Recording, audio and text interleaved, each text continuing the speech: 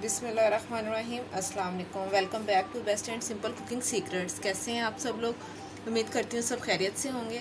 आज हम घर में बना रहे हैं cold coffee, instant cold coffee. झटपट बनेगी सिर्फ 3 इंग्रेडिएंट से। सो रेसिपी स्टार्ट करते हैं। सो ये देखें, एक जग में डालेंगे हम गर्म पानी। ये 1 गिलास हमारे पास गर्म पानी है, ये ऐड करेंगे। 1 गिलास हमने गर्म पानी डाल दिया हुआ है जग के अंदर। ये हम डालेंगे कॉफ़ी। ये हमारे पास 2 टीस्पून कॉफ़ी है, ये ऐड करेंगे। साथ हम ऐड कर देंगे चीनी। ये हमारे पास शुगर है 2 टेबलस्पून ये है। इसको अच्छे से मिक्स करेंगे, फुल अच्छे से मिक्स।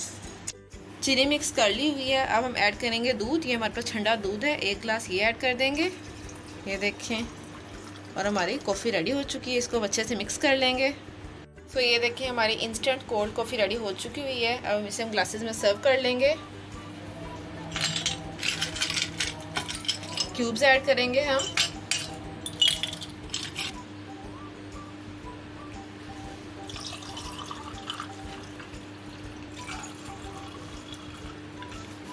सो गाइज़, ये देखिए हमारी इंस्टेंट कोल्ड कॉफ़ी रेडी हो चुकी हुई है।